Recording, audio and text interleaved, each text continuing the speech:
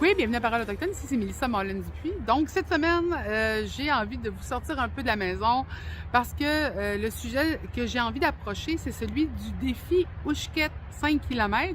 C'est un défi qui a été lancé par David Gill qui nous encourage à aller prendre nos chaussures, aller marcher dehors, mais de le faire d'une façon intelligente. Donc, il nous envoie quotidiennement un exercice pour pouvoir commencer à faire une marche très lente pour pouvoir se rendre ensuite vers courir 5 km sans s'arrêter. Vous comprendrez que moi, personnellement, j'ai des blessures aux chevilles, je fais très attention pour ne pas me faire mal.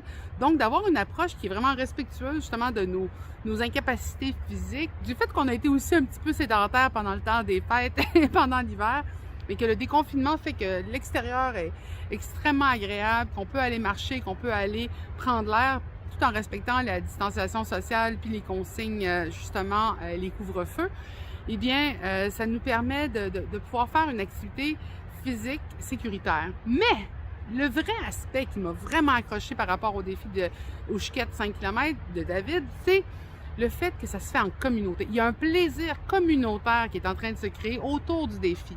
Donc, il y a eu des milliers, je pense qu'il y a eu presque 2000 inscriptions au défi et une dizaine, environ 10 000 commentaires positifs sous les posts qui se faisaient par les personnes qui faisaient le défi ou qui le font encore.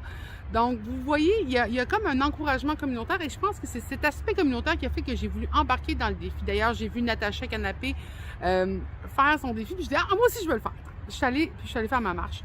Donc, je vous encourage et je vois que de plus en plus de communautés le font des défis, soit de santé, soit de nourriture, pour pouvoir s'encourager à rester en forme et en santé. Je répète le mot santé plusieurs fois, c'est qu'il ne faut pas oublier que dans notre culture, beaucoup, puis je pense aux Inuits, parce que là, c'est particulièrement le défi Oushket, chez les Inuits, la mobilité, c'était la culture, la vie. On se déplaçait sur le territoire, que ce soit en raquette, en canot, en luge, pour pouvoir aller chasser. Donc, les Inuits sont connus comme des grands marcheurs. Cependant, avec la sédentarisation forcée, les pensionnats, les jobs sédentaires qu'on a maintenant, on perd beaucoup de notre capacité à marcher au quotidien. C'est-à-dire tous les jours des kilomètres et des kilomètres qui sont marchés, on n'a plus ça maintenant. Et je pense beaucoup à une histoire que mon chef, Jean-Charles Pietachot, m'a partagée un été. C'était sur le procès de la chaise. Il me racontait que c'était un aîné qui avait déjà invité d'autres Inuits à venir puis qui disait qu'ils avaient mis une chaise au centre de la conversation puis c'est comme s'il faisait le procès de la chaise et qu'il disait « Laissez pas rentrer les chaises dans vos maisons, vous allez perdre la force de ce qui fait la nation Innu, c'est-à-dire la force dans vos jambes, la capacité de marcher, de se déplacer. » Donc, en faisant le défi Oushket, j'ai l'impression qu'on brise quand même un pli que la colonisation nous a amené. On revient vers des manières de s'encourager aussi de façon communautaire et donc ça fait ressortir le besoin de communauté, ce qui a été un peu à l'avant-scène justement de la réussite, par exemple, des règles de distanciation dans les communautés. C'est pour ça qu'on n'a pas eu d'hécatombe dans les communautés en face au COVID. Et là, on cherche à s'encourager à garder le moral, à marcher, à être en santé. Et on va en voir de plus en plus pendant l'été. Je pense que ça va peut-être permettre de revenir vers des pratiques qui nous font du bien, qui nous renforcent culturellement.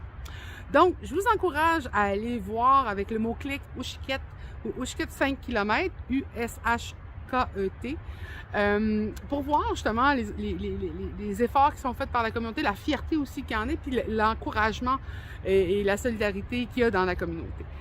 N'hésitez pas à participer, même si vous n'êtes pas des Inuits, parce que des fois, on commence avec un premier pas et on crée, dans le fond, un sentiment de communauté qui va peut-être être extérieur à juste la nation Innu.